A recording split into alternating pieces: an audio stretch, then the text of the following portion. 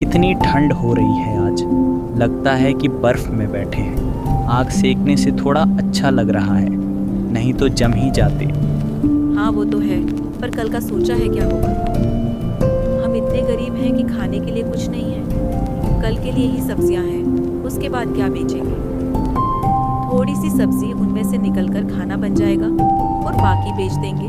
उसके बाद क्या होगा वो सब कल देखेंगे। अभी अंदर चलते हैं और सो जाते हैं, नहीं तो बहुत रात हो जाएगी और कल तो जल्दी उठना है ना।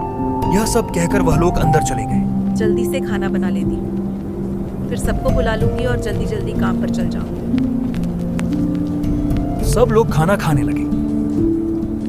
सब्जी ले लो, ताजी ताजी सब्जी ले लो, सब्जी ले लो। अरे मैडम, ये बहुत सस्ती है, 50 से 30 कर दिया। फिर भी लेना है तो लो, नहीं तो रहने दो। और दूसरी तरफ रामू अपनी सीख से बनाई हुई टोकरियों को बेचने में लगा हुआ था। उसकी टोकरियां कोई नहीं खरीदता था, एक दो ग्राहक के अलावा। लेकिन फिर भी गली गली घूमता था, भले उसका काम नहीं चलता था। सीख की टोकरी ले लो, घर पर बनी टोकरी वो भी 50 में दो। उसी दिन उसने वह सारी टोक दिया जाकर फूल वाले को बेच देती थी। इसकी वजह से उसके सारे टोकरियां बिक गईं और उसको अच्छा मुनाफा हुआ। इसलिए वह घर आकर अपनी और टोकरियां बनाने लगा। और तभी उनकी बेटी सोनाली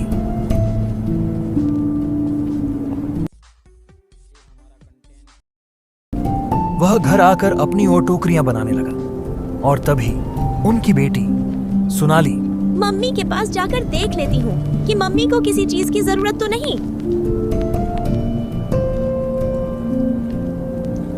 बेटा, मैं तेरी ही राह देख रही थी कि तू कब आएगी। बेटा, घर पर थोड़ी सी सब्जियां रखी है, उनसे ही खाना बना देना, मुझे थोड़ी देर हो जाएगी। क्योंकि बहुत सारी सब्जियां आज पड़ी है, कोई बिकी नहीं है। तू जा, शाम हो गई है, जाकर खाना बना दे। ठीक है मम्मी। तब सोनाली अपने घर की ओर जाने लगी। तभी उसे एक लड़की रास्ते में गिरी हुई मिली। तब उसने उस लड़की को जगाया और उससे पूछा, तुम यहाँ पर क्या कर रही हो? तुम कहाँ से आई हो? तुम यहाँ पर कैसे आई? मेरा नाम शशि है।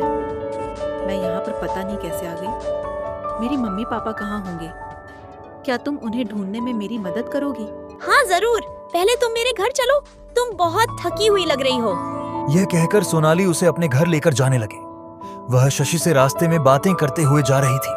घर पहुंचकर उसने देखा कि उसकी माँ घर पर आ गई है। उसकी माँ ने उससे पूछा, बेटा, तुम्हें आने में इतनी देर कैसे हो गई और यह कौन है? मम्मी यह मुझे रास्ते में मिली, यह खो गई है।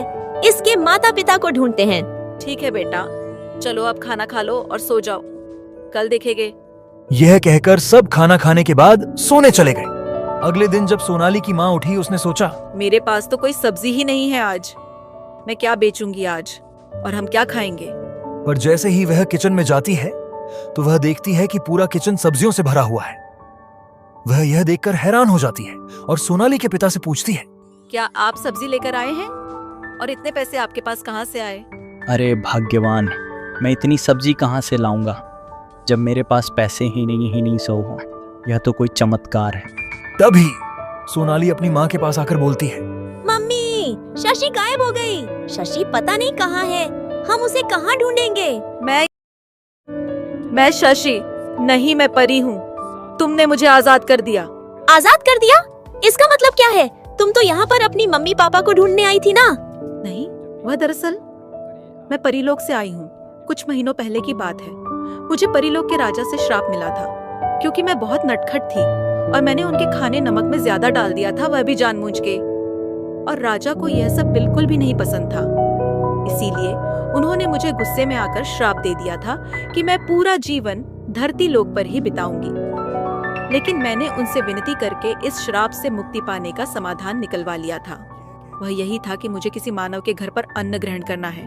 उसके बाद मैं अपने आप ही परी में परिवर्तित हो जाऊंगी। लेकिन उनकी भी एक शर्त थी कि मुझे उसी मानव के घर पर ही अन्न ग्रहण करना है। यदि मैं कहीं और अन्न ग्रहण करती हूँ तो मैं परी नहीं बनूंगी। जितने भी लोग आए वह मुझे अपने घर ना लेकर जाते, बल्कि वहीं पर खाना खिलाकर चले जाते। लेकिन तुम मुझे अपने घर लेकर आई और मुझे खाना खिलाया।